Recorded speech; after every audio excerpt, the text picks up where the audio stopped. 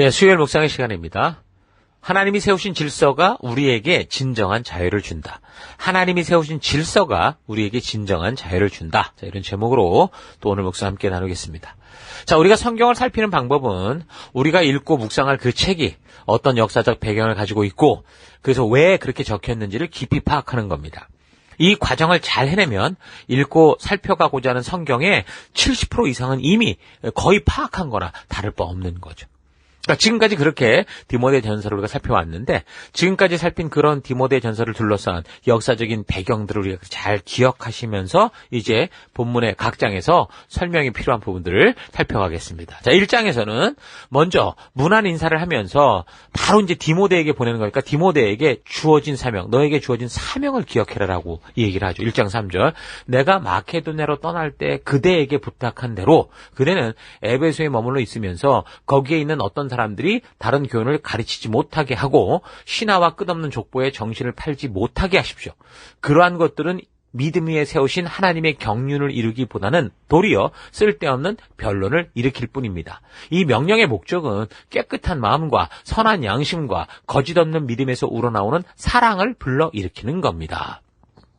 자, 그러니까 우리가 무엇을 하든지 항상 내가 하고자 하는 그 목적을 잊지 않는 게 중요하다는 거예요. 여러분 지금 조국에서 멀리 떨어진 이 호주까지 와서 워킹 할리데이 시간을 가지든 유학생으로 시간을 보내든 이민자로 이곳에 살게 된다고 하더라도 우리가 이곳에 온 목적, 이 땅에서 살고자 하는 그 목적을 잊지 않는 게 중요하죠. 그 목적을 바르게 알면 우리가 시대적으로 좀 코로나를 비롯한 여러 가지 어떤 상황과 환경이 닥쳐와도 비록 직접 맞닥뜨린 삶의 현장이 그렇게 벅찰 수는 있죠. 그걸 견뎌나가는 게 쉽지 않지만 그럼에도 불구하고 결국 포기하지 않아요. 결코 포기하지 않고 자신에게 다가온 어떤 상황과 환경이라도 이걸 이겨내고 우리가 가고자 하는 그 길을 걷는 우리가 적극적으로 그런 자세로 나아갈 수 있다는 거죠.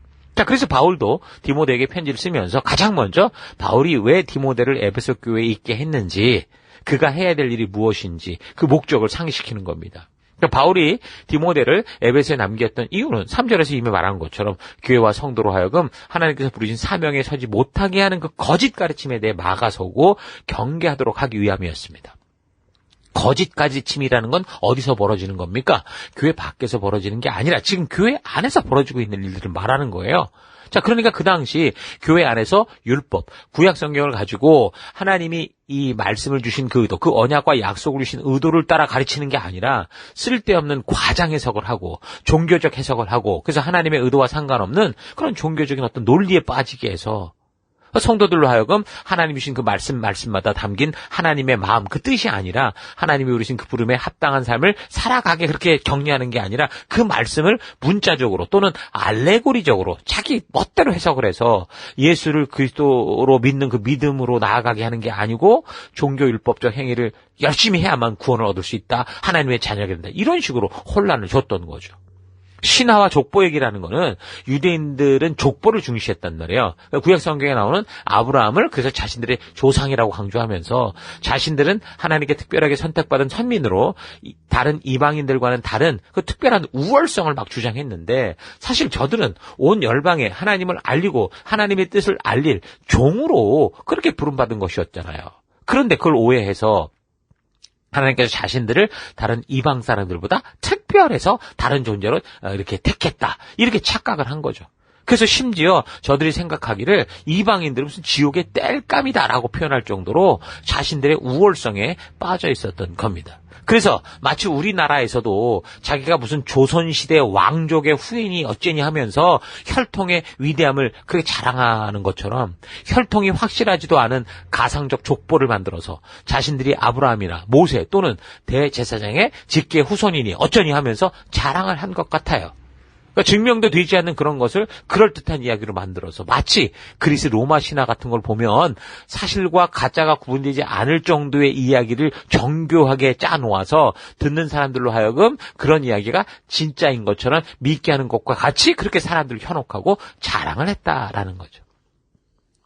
요즘도 성경을 이해시키기 위해서 많은 예화들, 목사님들이 많은 예화들을 사용하게 되는 걸 보는데 물론 적절한 예화는 성경을 바르게 이해하는 데 굉장히 도움이 되죠. 그런데 성경이 말씀하고자 했던 진정한 의도를 바르게 알지 못하고 예화를 쓰면 이거 아주 엉뚱한 해석을 하게 되는 겁니다. 의도는 좋은 뜻으로 한 것일지 모르지만 그것이 성경을 통해 하나님 우리에게 말씀하시는 그 진정한 본질을 오해하게 하고, 그러면 결국 그게 해악이 되는 것과 마찬가지죠. 예를 들면 예전에 목사님들이 삼위일체의 이 신비함을 좀 알려주시려고 가르쳐 주실 때 이걸 좀 잘 설명하기 위해서 어떻게 설명했냐면, 삼위일체란 마치 물과 같은 존재라고 보면 된다. 그냥 있을 때 뭐냐, 액체고 끓이면 기체가 되고 얼리면 고체가 되는 것처럼 본질은 같으나 이렇게 역할이 다른 거다라고 교육을 했었는데요. 여러분, 이거는요, 이런 이 설명은요, 성도들에게 신비한 삼위일체의 교리를 바르게 이해시키기 위해서 사용한 것이지만 사실 성경에서 말씀하는 삼위일체의 진정한 의미를 오해케 하는 거였어요. 마치 자칫 잘못하면 하나님이 단일신인 것처럼 그렇게 만든 양태론이라고 분류된 이단적 가르침과 똑같은 거였어요. 이런 양태론이나 양자론과 같은 삼위일체 교리가, 이 잘못된 교리가 이런 초대교회 이후 역사가 흘러가면서 교회 시대에 확실하게 교리화되고 확정이 됐지만, 사실 초대교회 시절은 어땠어요? 그 교회에 대한 바른 정의를 내리고 그리스도에 대한 확고한 교리를 가르치던 이 바울이 이미 그 시대 목회자, 제자들로 하여금 교회론, 기독론에 대해서 바른 진리에 설 수 있도록 그 사람들을 바르게 가르치도록 그렇게 명한 겁니다. 자, 그러니까 성경을 통해 하나님이 말씀하여 계시하시는 의도를 잘 모르면 성경을 해석해 나갈 때 정말 그것을 풀어내는 사람 마음대로, 자기 생각대로, 상상대로 설명을 하게 돼요. 만약 그런 사람들이 이야기를 너무 잘하는 사람이라면, 막 다른 사람들로부터 막 존경받고 박수를 받는다면, 그 영향력들은 참으로 하나님의 교회를 자기가 생각하는 그런 이상한 변질된 교회로 만들어서 하나님이 뜻하는 진정한 교회를 세워가는 게 아니라, 장기적으로 보면 결국 바른 믿음을 다 파괴하고 하나님의 교회를 인간의 종교로 만드는 일들, 그런 일들이 얼마든지 벌어질 수 있다는 거죠. 그래서 교회들을 순방하며 하나님이 뜻하시는 교회, 하나님의 목적이 이끄는 교회를 세우던 그 바울이 그 지역사회를 지도하고 있는 이런 거짓된 가르침, 거짓된 교리들을 발견하고, 이런 유대인들의 자랑과 변론은 교회 안에서 새 언약 백성된 교회와 성도가 하나님 주신 증인된 사명에 집중하지 못하게 하면서 오히려 쓸모없는 변론과 신학적 논쟁만 일으켜서 성도들 간에 많은 혼란과 분열을 초래하는 그런 이유가 되었었기 때문에, 그래서 바울은 이런 형식적이고 생명력이 없는 행위들을 어리석고 허탄한 것이다, 거짓된 가르침이다, 이렇게 규정을 해서 에베소 교회에서 목회하는 디모데에게 그런 부분에서 확실하게 알려주고 쓸데없는 논쟁에 너도 빠지지 말아라, 그렇게 경계를 하는 거죠. 그러니까 율법의 의도와는 하나님의 진심을 알지 못하고 이거를 종교적 구원의 방법으로 만들어서 율법적 지식 논리만 떠버리게 되고, 율법을 주신 의도를 오해하게 되니까 율법의 완성으로 오신 예수 그리스도를 오해하게 되고, 그러니까 예수 그리스도를 믿음으로 말미암아 구원된 하나님의 자녀가 됐는데도 예수님이 완성하셨기에 더 이상 영향력을 줄 수 없는 그 완성된 율법을 하나님의 의도를 알고 이제 하나님의 백성들과 살 수 있게 주신 그 의미를 따라 바르게 활용하지 않고 여전히 더 이상 얽매일 필요 없는 율법적 전통 규율에 얽매이고, 하나님께서 예수의 피로 산 거룩한 생명들로 하여금 종교적으로 너무 무거운 그런 종교적 율법적 짐을 평생 지게 하는 그런 일들이 생기는 거죠. 그래서 바울 자신이 이전에 자신도 그런 헛된 믿음에 붙잡혔었기 때문에, 그래서 아주 고집스럽게 율법주의를 추구하면서 죄인 중에 괴수처럼 살아왔던 그 자신의 과거를 고백하면서까지 그들의 이런 허탄한 말들에 휘말리지 말라고 하고, 구약의 예언자들을 통해 하나님께서 진짜 말하고 싶었고 알게 하시고자 했던 그 하나님의 의도를 따라서 오직 예수가 그리스도이신다라는 걸 전하게 한 겁니다. 그래서 디모데에게 율법이 아닌 오직 예수의 이름과 그 은혜로 말미암은 구원을 전하는 길에서 흔들리지 말고 담대한 싸움을 싸워라, 이렇게 말합니다. 자, 그러면서 2장에서는 기도에 대한 도전, 그리고 또 공적 예배 안에서의 질서에 대해 말하는데, 모든 사람을 위해서 하나님께 간구와 기도와 중보 또는 도고, 감사를 드려라 라고 하죠. 2장 1절. 그러므로 나는 무엇보다 먼저 모든 사람을 위해서 하나님께 간구와 기도와 중보의 기도와 감사를 드리라고 그대에게 권합니다. 그러니까 성경에는 supplications, 그러니까 request, prayers, intercession, thanksgiving이라고 이제 영어 성경은 말하는데 각 단어가 주는 의미로 볼 때 조금씩 다른 뜻을 알 수 있지만 일단 기도라는 것이 예수님께서 가르쳐 주신 기도를 통해 알 수 있는 거는 하나님으로부터 자신이 원하는 어떤 것을 얻어내는 수단이 아니라 하나님과 깊고 친밀하게 교제하는 통로다라는 사실을 먼저 기억해야 됩니다. 그러니까 하나님과의 친밀한 교제란 그저 종교적으로 기도의 방법과 시간을 많이 만들어내는 그게 아니고요. 하나님께서 우리를 이 땅에 창조하신 하나님의 뜻대로 각자의 보냄을 받은 삶의 현장에서 살아가는 그런 순종을 통해 그와 동행하는 걸 말하는 거예요. 그래서 바울이 모든 사람을 위해서 중보하게 했던 거는 우리가 예수님과 세상 사이에서 복음의 다리가 된다라는 이 사명을 잊지 않도록 기도하게 했고, 그래서 우리가 이 땅에 존재하는 증인이요 빛과 소금 된 사명을 잊지 않고 그렇게 살아갈 수 있도록 그렇게 이제 기도해라 그렇게 말했던 거예요.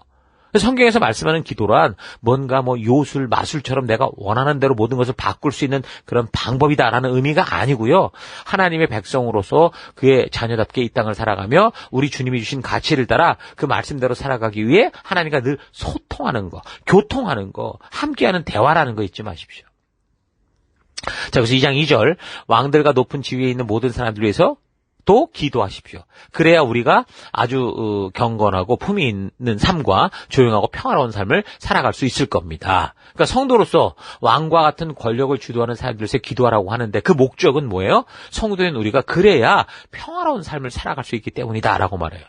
자, 이 말은 조금 전 나는 기도의 의미를 통해 생각해 볼 때 단지 우리가 중보 기도만 하면 대통령을 위해서 나라의 정책을 위해서 기도하면 저절로 좋은 세상이 온다. 이게 아니고 기도는 그저 기도라는 종교적 어떤 행위에 그치는 게 아니라 하나님께서 말씀하신 그 말씀의 가치와 의도를 따라 살아가겠다라고 하는 기도자의 결단과도 같은 거니까. 그러니까 왕들과 권력을 쥔 자들을 위해서 기도한다는 거는 성도로서 우리가 살아가는 사회, 국가 이 안에서 우리가 믿는 성경의 가치를 따라 살아갈 수 있는 사회 분위기를 만들고 자신의 믿음과 표현의 자유가 보장될 수 있는 그런 성경의 가치가 심어진 그 국가적 법률을 우리가 직접 만들어가고 이 사회에 그런 분위기를 만들고 그래서 그것을 지키는 삶을 살아야 된다. 그러니까 행동하는 우리의 그 순종의 모습을 이야기하는 겁니다.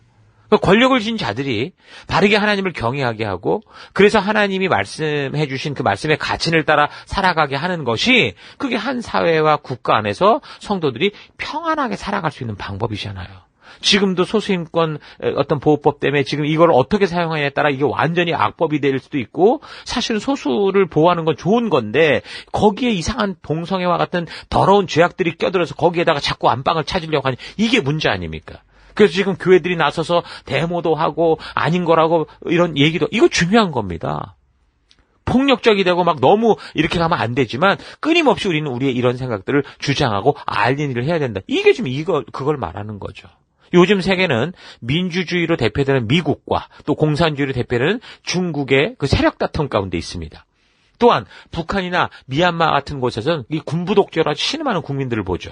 우리는 우리나라의 역사 속에서 이런 공산주의로 인한 전쟁의 피해와 군부 독재의 심각한 피해를 경험했습니다. 그래서 우리는 민주주의와 건강한 국가헌법이 잘 지켜지는 사회가 온전한 믿음의 삶을 살아가는 데 있어서 얼마나 중요한지를 우리는 이미 알고 있어요. 지금도 중국이나 북한 같은 그 공산국가나 이슬람 국가 같은 그런 데서 보면은 온전한 신앙의 자유가 없습니다. 공산정권이나 종교 집단으로부터 핍박과 공격을 그들은 받게 되고 사실상 그래서 언제 죽을지 모르는 그런 시한부 같은 인생을 사는 경우가 많죠. 그래서 지금도 중국이나 북한이나 거기는 아주 그냥 교회를 거의 쥐잡듯이 잡고 있잖아요. 북한 같은 데 거의 그렇게 하고 있고 중국도 거기다가 자꾸 이상한 공산주의 사상을 집어넣으려고 이상하게 변질을 시키려고 하고 있고 이슬람은 아예 거의 교리 자체가 공격적이고 자기들과 다르면 죽이는 그런 입장이다 보니 이게 그런 나라에서 사는 사람들은 거의 죽은 거나 다를 바 없이 살고 있거든요. 그러니까 이 세상의 어느 정치 구조 하나가 하나님이 주신 거야 라고 딱 단정 지을 수는 없지만 하나님께서 택한 백성 이스라엘을 출애굽시켜서 하나님 나라라고 할 수 있는 그 약속의 땅 가나안에 보내실 때 하나님이 저들을 통치하셨던 방법을 잘 보면 뭐였어요? 하나님의 통치 방법은 왕정 국가가 아니었어요. 독재 국가가 아니었어요. 법치 국가였습니다. 이걸 확실하게 알 수 있죠. 왕이라는 한 인간이 모든 사람의 신처럼 군림하면서 그러면서 그 혈통으로 나오는 사람들이 대대로 온 나라와 민족들 위해 신처럼 존재하는 그게 아니라 창조주 하나님께서 인간들의 평안한 삶을 위해 주시는 하나님의 법도 하나님의 뜻이 다스리게 하는 게 하나님의 통치 방법, 법치국가였습니다. 그래서 하나님은 그에 합당한 법도를 주셨을 뿐 하나님이 인간들 가운데 나타나서 왕으로 군림하면서 이렇게 다스리지 않았다고요. 그렇게 볼 때 이 세상 속에 어떤 정치 구조보다 자유민주주의를 바탕으로 한 이 법치국가의 형태가 저는 가장 성경적인 그런 국가 통치 방법이라고 봅니다. 오늘날 말하는 법치국가의 사전적 정의를 보면 국민의 의사에 따라 만든 법률에 의하여 다스려지는 나라 이렇게 말하는데 여기 성경에서 보여주는 법치국가를 좀 정확히 말하면 국민이 주인이 되는 국가가 아니고요. 하나님의 말씀의 가치가 주도하는 국가가 바로 성경적 법치국가가 되는 겁니다. 바로 이런 성경적 가치를 따라가는 국가가 세계 여러 형태의 국가들 중에서 가장 인간이 인간답게 살아가는 나라가 되는 거죠. 인권이 보장되고 거기에 자유와 평등과 모든 게 온전한 하나님의 창조의 백성답게 살 수 있게 되는 거죠. 그래서 성도들은 각자가 지금 살아가고 있는 나라에서 적어도 이 하나님의 법도 안에는 이 가치들, 이 저들의 헌법, 이 하나님의 가치가 우리가 살아가는 우리 국가, 우리 민족 속에 그 헌법 속에, 그 법 속에 들어갈 수 있도록 해야 되는 거예요. 그래서 결국 창조주 하나님께서 주도하시는 성경적 법치국가가 될 수 있도록 힘쓰는 삶을 살아가는 거. 그게 바로 나라를 위해서 기도하는 우리의 모습이라는 거죠. 그래서 이 구절에서 말하는 왕들과 높은 지위에 있는 사람들을 위해서 중보를 하라는 그 의미는 단지 기도하고 간절히 소원을 바라라 이거를 말하는 게 아니고 바울이 지금 말하듯이 우리가 믿음의 백성답게 온전히 살 수 있는 나라, 하나님의 법도의 정신이 주도하는 헌법을 가진 그런 법치국가를 세우고 만들어가는 사명이 우리에게 있다라는 걸 말하는 거예요. 하나님의 뜻이 통하는 국가와 사회가 된다는 것은 인류 처음부터 쉬운 일이 아니었습니다. 그 결과 아담으로부터 시작된 첫 인류는 홍수 심판으로 결국 그 시대가 다 없어져 갔죠. 그 이후 노아로부터 시작된 두 번째 인류는 또다시 그 초창부터 바벨탑 쌓으면서 심판대 앞에 놓이게 된 거예요. 그러나 하나님께서는 바벨탑을 중심으로 불순종하는 이 백성들을 그대로 심판해버린 게 아니라 그들의 언어를 나누셨고 그때부터 언어별 각 민족들이 형성이 돼서 이 세계 속 여러 열방 나라로 흩어져 존재하면서 하나님의 마음으로 하나님의 뜻으로 돌아올 수 있는 그런 기회를 만드셨죠. 그런데 하나님을 반역하고 하나님의 자리를 차지해서 모든 사람들 위해 군림하려고 사람들을 선동해서 바벨탑을 쌓았던 그 몇몇 욕심스러운 인간들로 인해 나누어진 나라들 속에서 사람들이 하나님의 뜻대로 순종하는 그런 삶이 아니라 여전히 모든 사람들 위해 군림하며 신처럼 하나님의 영광을 가로채고자 야욕을 가진 그런 역사가 오늘 인류의 역사입니다. 그래서 세상의 역사를 보면 나라의 안정과 질서를 운운하면서 권력을 잡은 그 왕들, 황제 어쩌고 저쩌고 하는 사람들이 결국 자기가 하나님의 영광을 가로챈 사탄과 같이 돼서 모든 사람, 모든 인류의 신처럼 군림하면서 하나님이 주신 질서를 무시하고 자기 욕심대로 살아가고 자기 뜻에 맞지 않으면 사람을 죽이고 온 나라 역사를 기록을 보면 너무도 수많은 사람들이 저들의 그 야욕을 채우는 곳에 이용이 돼서 왕들의 노예가 되거나 전쟁에 끌려나가 수많은 사람들이 그렇게 죽는 거예요. 그들의 욕심 때문에 죽어가고 고통당한 게 전부의 우리 역사가 그런 역사고 지금도 오늘 이 시대 속에 지금 미국을 중심으로 중국과 중동과 러시아와 모든 곳에서 싸움박질이 일어나고 전쟁이 일어나고 전부 거기에 있습니다. 하나님은 출애굽의 기회를 통해 다시 한번 이 땅에 하나님의 법도가 통치하는 그런 나라를 만들어서 아브라함으로부터 시작된 믿음의 공동체, 어떻게 보면 이 하나님의 나라를 가나안 땅에 세워서 그래서 이 언약을 맡은 이 이스라엘로 하여금 온 열방, 서방으로 동방으로 또 아프리카로 그렇게 하나님의 뜻을 살 수 있도록 하는 열방의 제사장 나라의 그런 사명을 감당케 하셨던 거죠. 그런데 그렇게 언약을 받고 가나안 땅에 들어가서 이 열방의 제사장이 돼야 될 이 민족이 결국 세상에서 야욕을 가지고 쉽게 사람들을 자기 마음대로 움직이며 땅을 넓히고 자기 뜻대로 살아가는 그런 세속의 나라처럼 하나님의 법치국가를 거절하고 왕을 달라고 하는 엄청난 반역을 끝내는 일으키고 말죠. 그때 하나님께서는 자유의지를 지니고 자신의 욕심과 본능을 따라 살아가는 이 인간들이 이미 하나님의 뜻에서 그 마음이 떠난 것을 아시고 그에 대한 대책을 세우시는데 바로 그것이 저들이 원하는 왕을 주는 거였어요. 왜 그랬냐면 마지막 희망이라고 할 수 있지만 그 사람들이 떠받드는 그 왕이 하나님을 바르게 알고 경외하는 삶을 산다면 비록 왕이라는 존재가 하나님과 백성들 사이에서 통치한다고 해도 바르고 온전하게 하나님의 마음으로 그 모든 백성을 인도하는 중보자와 같은 역할을 할 수 있었기 때문이죠. 이 땅에서 권세를 잡은 자 한 사람의 변화는 그래서 한 나라 전체가 나아갈 방향과 방법을 결정합니다. 오늘날도 미국을 보십시오. 트럼프라는 이 사람이 대통령이 되고 난 다음에 이 세계가 이렇게 복잡해지는, 그래서 다윗처럼 하나님을 경외하며 두려워하는 왕이 설 때 그 나라는 공의와 정의가 살아나게 돼서 당연히 평안한 삶이 계속되고 축복을 누리게 되죠. 그러나 사울과 같이 하나님을 우습게 여기는 왕이 설 때 그 나라는 불법과 거짓이 판을 치면서 아부를 통한 편법이 난무하는 그런 약육강식의 세상이 되는 겁니다. 하나님의 뜻이 무시되는 그런 곳에는 율법의 정신이 붕괴돼서 하나님의 말씀의 그 뜻이 붕괴돼서 결국 사람의 형상을 하고 살아있지만 마치 이 동물의 왕국 같은 곳이 되고 말죠. 오늘날 북한 사회를 보십시오. 공산국가 전체를 보시고 독재국가 그 꼬라지를 보세요. 자, 그래서 우리가 사는 이 세계가 하나님의 말씀을 기준 삼아, 오직 유일한 기준 삼아 살아가는 성경적 법치 국가가 될 수 있도록 기도하며 더 나아가서 그런 신앙의 자유와 표현의 자유가 보장되는 민주주의와 법치 국가의 제도를 굳건히 세워가야 된다는 거 잊지 마십시오. 그래서 우리 성도들은 우리가 살아가는 국가와 사회 속에서 우리가 먼저 하나님의 말씀의 가치를 따라 바르게 살아내서 온 나라와 열방과 민족이 참으로 따르고 배울 수 있는, 온전히 함께 나아갈 수 있는 거룩한 하나님 나라의 이 법치를 전하는 거룩한 제사장 나라가 될 수 있기를 바랍니다. 자, 오늘 하루 나는 우리가 살아가는 이 시대처럼 남자든 여자든 계급이 높은 사람이든 낮은 사람이든 법적으로 인권이 존중되고 자유스러운 표현이 가능하고 자기가 원하는 대로 행할 수 있는 이런 시대를 살아가면서 이런 오늘날 삶의 형태가 바로 성경을 통해 하나님이 주신 그 성경적 가치가 각 국가의 역사의 흐름을 통해 저들의 헌법 속에 담겨질 때 가능했다라는 사실을 바르게 알고 교회 안에서나 또는 각자 살아가는 사회나 국가 안에서 바른 성경의 가치를 실천하고 하나님의 말씀대로 순종하고자 하는 삶을 살아왔는지 좀 되돌아보기 바랍니다.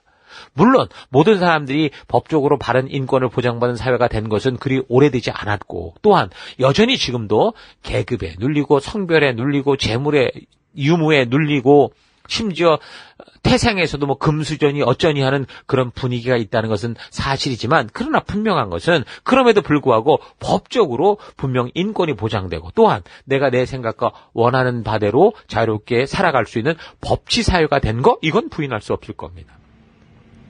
자, 이런 법적으로 자기가 원하는 대로 살아갈 수 있는 자유가 사회에서는 지금도 어떤 계급과 재물이 있고 없는 상황으로 인해 암묵적으로 눌릴 수밖에 없는 경우도 많지만 교회는 어떤 사람들이라도 그에 대한 존중과 사랑이라는 성경의 원리가 존재하고 있기 때문에 그래서 교회 안에 왔을 때, 교회당에 왔을 때 어때요? 자신의 습관과 태도를 바르게 조절하지 않으면 자신도 모르게 사회에서 억눌리던 것까지 다 교회에다가 막 쏟아내는, 사회 쓰레기를 교회에다가 쏟아내는, 근데 교회라는 공간을 마치 종로에서 뺨 맞고 한강에서 화푸이하는 식의 공간으로 만들 수 있다는 거 여러분 잘 기억하시면서 교회에서 살아가는 우리 자신의 삶도 잘 분별해야 됩니다. 절제해야 됩니다. 교회는 하나님께서 세우셨고 그의 뜻이 이루어지는 곳이어야 되는데 사람들의 주장과 자기들의 생각들이 교회의 방향을 좌지우지하는 것은 참으로 어두움에 속한 일이에요. 하나님이 세우신 교회 안에 질서를 존중하고 그래서 그것을 기준으로 함께 하나 되어 살아갈 때 우리 모두가 하나님이 주신 하나님 나라의 참된 자유를 누릴 수 있습니다. 그래서 바울이 디모데에게 이런 이야기를 하는 이유는 교회가 사람들의 생각대로가 아니라 하나님의 뜻대로 가게 하기 위함이다라는 거 잊지 마시고 우리가 지금 교회 안에 함께 거하면서 나의 생각과 고집으로 인해 하나님의 뜻이 막히고 방해가 되는 일이 없도록 오히려 우리의 모든 것이 합력하여 하나님의 뜻이 이 땅에서도 이루어지도록 하는 그런 삶을 살아가는 여러분과 제가 될 수 있기를 주의 이름으로 축원합니다. 오늘 하루도 힘내십시오. 잠시 기도하겠습니다. 하나님께서 교회를 기획하셨고 세우셨습니다. 그래서 교회는 하나님의 목적이 이끄는 교회가 되어야 하는데 교회에 대해 오해하고 내가 원하는 것들을 찾기만 했던 삶 회개합니다. 용서해 주옵소서. 주님의 뜻이 주님의 교회에서 이루어지고 주님의 사람인 내 안에서 이루어지기를 원합니다. 더 나아가 이 땅 열방 안에서도 이루어지기를 기도합니다. 하나님, 교회 안에 질서를 주신 하나님의 뜻을 잊지 않고 교회 안에서 주의 주신 사명을 이루어갈 때 내 성질, 내 기질, 내 감정대로 고집하지 않고 오직 주의 말씀이 나를 주관하는 삶 살아가기를 원합니다. 하나님이 세우신 질서가 우리에게 참된 자유를 준다라는 거 잊지 않고 그리고 성경적 법치 국가를 세워가는 오늘 우리 각 사람 될 수 있도록 또한 내가 될 수 있도록 주님 역사하여 주옵소서. 그런 길 걷기 원합니다. 함께 하심을 감사드리고 예수님 이름으로 기도했습니다. 아멘.